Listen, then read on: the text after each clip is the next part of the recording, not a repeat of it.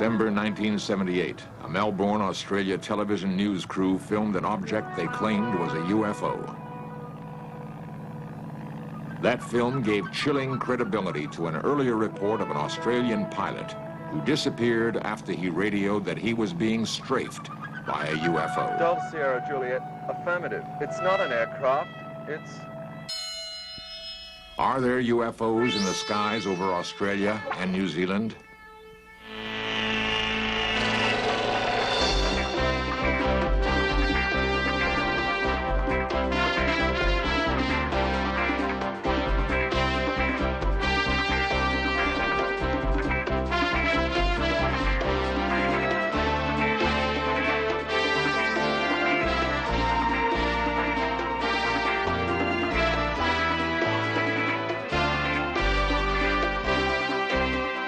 This series presents information based in part on theory and conjecture.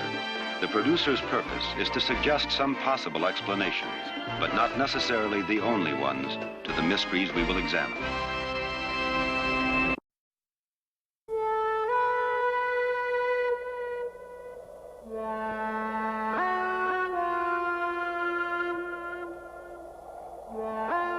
In the last 30 years, there have been more than 110,000 recorded UFO sightings. Researchers estimate that that number reflects only a tenth of those actually seen. Eyewitnesses claim that in nearly all cases, the UFOs have a saucer-like shape. Despite repeated official government denials that UFOs exist, some people point to hard evidence of scorched areas on the Earth's surface where UFOs have supposedly landed. Believers claim that the scarred areas are caused by intense heat generated by the UFOs. UFO sightings occur throughout the world, but the great majority of reports have been in the southern hemisphere, in the skies over New Zealand and Australia. It was here that the most astounding UFO footage in history was recorded. On December 21st, 1978, radar bulls near Wellington, New Zealand picked up what air traffic controllers called an unexplained blip. A local pilot, Vern Powell, was at the same time bound on a cargo mission from the South Island to the North Island of New Zealand. Powell described the object as anything but plane-like in nature.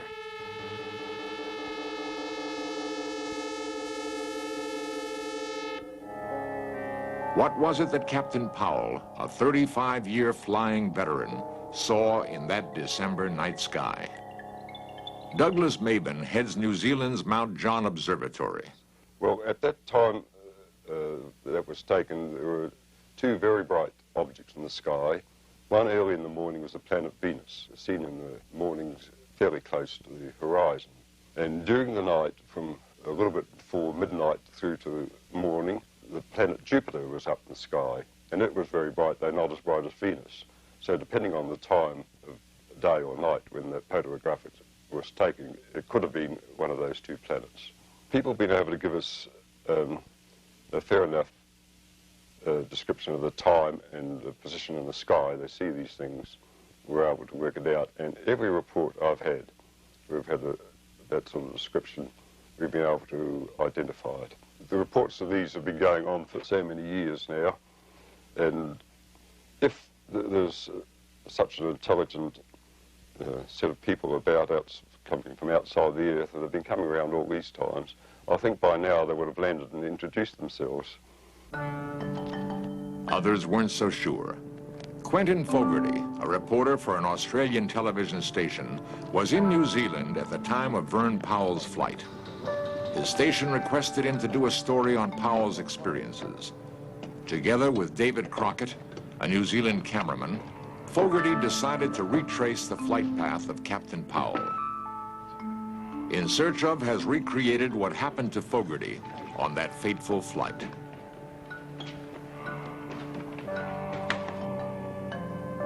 Fogarty planned to make the 400-mile round trip between Wellington and Christchurch in a massive Argosy aircraft, which was already scheduled for a freight run. Armed with cameras and sound equipment, the two men hoped to film proof of what Powell had reported.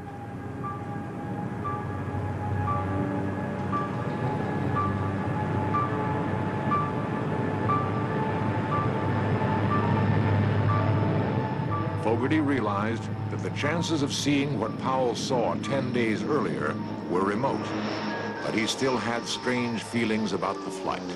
There were stages there where I was very, very frightened. And when I thought, well, if I was to die, or if in fact I was to be removed from that aircraft in some shape or form, then it wasn't going to be a painful process. And I can't really explain why I felt that. It's just a feeling I had. The flight was long. Captain Bill's startup warily scanned the night sky. Fogarty and cameraman Crockett waited in the hold. Testing, 1, 2, 3. Just checking the intercom.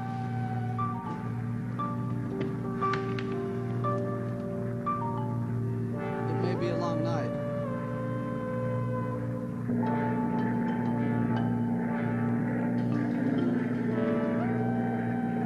Suddenly, Captain Startup spotted the object and called to Fogarty. Quick, off to starboard. The object seemed to be hovering around the aircraft. Do you see it?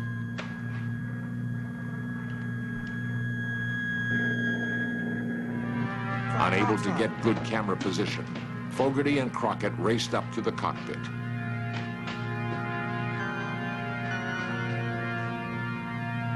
This is the film they shot. And by the time David and myself got onto the flight deck, I could see two bright lights, and in retrospect it now appears that this object was quite low, and in fact was reflecting on the water. We just kept looking at this one bright object that looked like a very bright star outside our starboard window. So we turned towards the object, and at this time David was continuing to film, and at one stage he said to me, he got very excited and turned around to me and said, you know, it's got a brightly lit bottom and a sort of transparent sphere on top. And I was doing a tape commentary at the time, and I remember saying that that sounded like a classic flying saucer shape. And I think it was the last person to see it. Was that I looked out the right-hand side of the aircraft and peered right down, and this object just went below the aircraft and disappeared. Nobody connected with this case has been prepared to say that they are extraterrestrial, because I don't think you can ever say anything is extraterrestrial until you can actually physically hold on to it or meet with the inhabitants, or, you know, or the thing lands in Central Park and you beam it live television around the world, and then people would say it was hoaxed anyway. But there are a number of possibilities, and I think that probably the strongest of all the possibilities is that it is extraterrestrial. The film is unlike any other recorded in history. The object darted about, changed color, shimmered with an eerie translucency. The object was incredibly bright, far brighter than any planet or star. The film, shot by Fogarty and Crockett, has since been analyzed by U.S. and Australian scientists. Their conclusions have been that it does show some metallic object, unearthly in its brightness. No one will hazard a guess as to what it was or why it appeared where it did. By plotting where UFOs have reportedly appeared, a complicated grid system was devised by a man who has become the dean of UFO researchers. Bruce Cathy, a commercial pilot for more than 40 years, believes that his system, controlled by the elements of light, energy, and matter, validates the presence of UFOs. Square one. I only found the system by actually studying UFOs, or the movement of UFOs. And it was after I found that UFOs have to use that system or tune into that system if they're going to move from point to point in space. The UFO shots were taken in New Zealand around last Christmas. Everything points to the fact that they were definitely, it was hardware in the sky. And the main reason I say this is the fact that it's not the first time. It was a bit of a joke to us at the time when there was such a furor made about this publicly worldwide, as if it was one case. Well, it's not so. There's been many, many cases similar to this in New Zealand and in the same area. There's been material tracked around the Cook Strait area and up around that area on many occasions by radar in Wellington. And on many occasions, even in daylight, there's been an object seen in the sky by cruising an aircraft, and that's also been sighted on radar. And in one of those particular cases, the radar crew asked the crew of the aircraft to vector themselves onto this object so that they could get a closer look at it. The crew were watching this from a distance, and they refused. And that object was in that area for so long that even on the second trip back from Wellington across the Straits again, it was still there. The crew saw it a second time. But that was a broad daylight case. So in no way could they say there was lights at night being reflected or a Venus or anything like this. This is, but there have been many cases like this, and particularly in that area. This UFO film shot over New Zealand might bear a strange relationship to an event which occurred 3 months earlier. In Search Of examines that event next.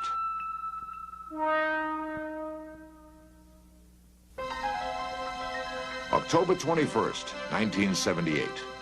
20-year-old Frederick Valentic took off to fly 120 miles from Melbourne, Australia, across the Bass Strait to King Island. Valentic was scheduled to pick up some fish for a small market that employed him. Despite his youth, he was experienced enough to be a flight instructor, and Frederick Valentic had flown this route many times before.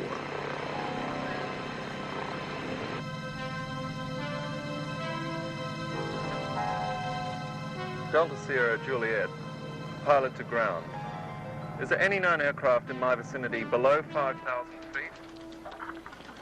Delta Sierra Juliet, negative, no known traffic. Delta Sierra Juliet, there seems to be a large aircraft below 5,000 feet. Delta Sierra Juliet, what type of aircraft? I cannot confirm, but it's 4 bright lights that appear to be landing lights. Unknown aircraft have just passed over me, about 1,000 feet. Is large aircraft confirmed? Delta Sierra Juliet, affirmative at the speed it's travelling. Are there any RAAF aircraft in the vicinity? Negative. Confirm you can't identify aircraft. Affirmative. Delta Sierra Juliet, Melbourne. It's approaching from due east of me. It seems to be playing some sort of game, flying at a speed I can't estimate. Stephen Roby, air traffic controller on duty then, explains the reported UFO's movement. Times and coming from various directions. And then he started orbiting, and the aircraft was orbiting above him. And on several occasions, he sort of stated that towards the end it wasn't an aircraft. And he described it as having a sort of a green light on it, and also it appeared to be a sort of a silver metallic colour. Delta Sierra Juliet. What is your altitude? Delta Sierra Juliet, 4,500 feet. Delta Sierra Juliet, confirm you can't identify aircraft. Affirmative. It's not an aircraft, it's... Guido Valentic is Frederick's father. Night. He's supposed to join us with friends where we went for some movie, family movie projection. And that night he never turned up, he didn't ring up. Normally he's always, when he go for a trip, when he return at the airport, he normally would have called us, you know, I'll be home after an hour or so. But that night, it was quite strange, you know. We didn't know anything about it. We got home about 11 o'clock and he wasn't home. My wife then started to worry about it. And so, you know, I said, oh, this is too late to start inquiry. Can you describe it? Delta Sierra Juliet. It's flying past. It is a long shape. Cannot identify more than that. Coming for me right now. And he described it as being of a long shape, and as I said before, a silver colour with the various lights on it. And he actually did say it wasn't an aircraft. So it's very strange. It appears to be stationary. I'm orbiting. The thing, it's orbiting on top of me. It has a green light and a sort of metallic light on the outside. seems to have vanished now. Confirm it has vanished. Affirmative. Do you know what sort of aircraft I've got? Is it military? No military traffic in this area. It was 8 o'clock, 8:30 in the morning. Nothing still happening. I couldn't see any sign of him, and I was just about to get up and maybe get on the phone, where all of a sudden a couple of uniformed blue slack-legged walk in the front door, and at that time we realized immediately that something was wrong. Delta Sierra Juliet, engine is rough idling and coughing. Delta Sierra Juliet, what are your intentions? Proceeding King Island.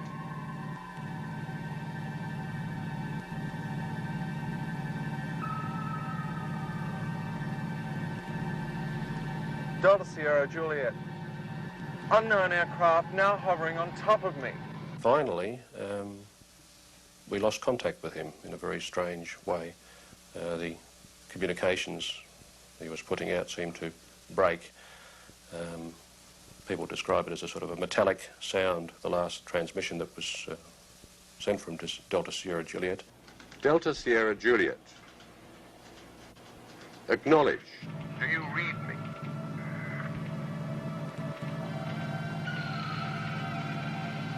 Do you read me?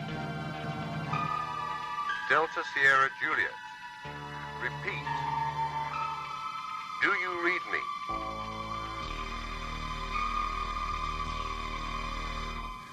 Despite an extensive 4-day search, which included using a sophisticated Orion aircraft capable of detecting any sort of debris at great ocean depths, not a single scrap of wreckage was ever found.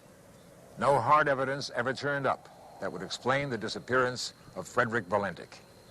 But theories abound.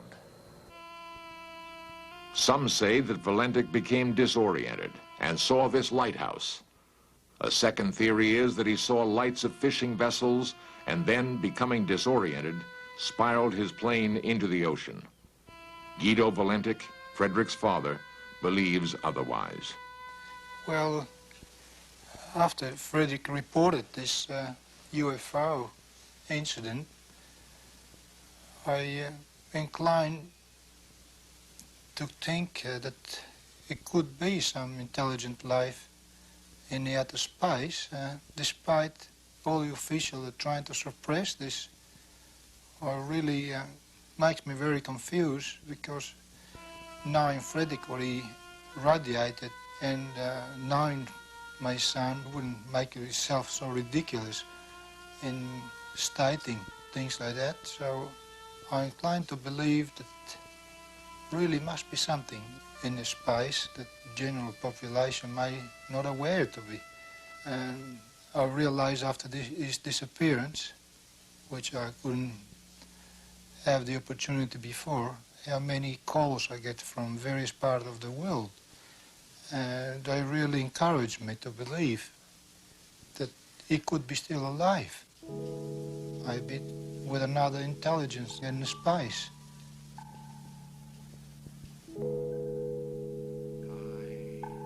One of the most bizarre attempts to prove Valentic still lives is conducted by New Zealand psychic Colin Amory. He claims that through the power of a seance, he can contact Valentic and speak in his voice. The people I spoke of before, I know that my family are very sad, but it is not necessary. Death is something that is quite painless and is not difficult to bear. Valentic's plane and the supposed UFO were beyond the reach of radar, thus making it impossible to confirm his report. And the taped conversation between Valentic and the air traffic controller has never been released. The Australian Civil Aviation Department has refused all requests to hear that tape. The department will not give any reason for its refusal.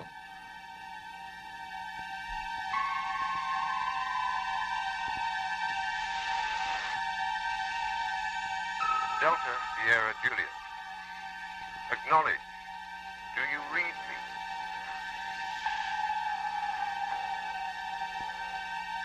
Repeat.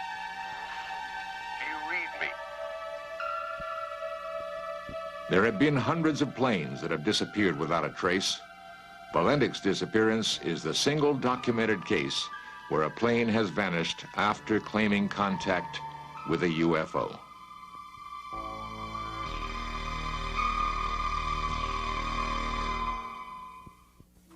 For years, In Search of cameras have found and recorded the reports of individuals claiming to have seen UFOs. And there was this weird object, funny noises, and it was really bright. When I first saw it, I was standing approximately right here, but I couldn't get too good of a view of it because the brush and the trees are in the way. I don't know how many people saw it and told us the next day that they saw this thing up in the sky. In the sky. I noticed up by the blue shed over there that there was something in the sky.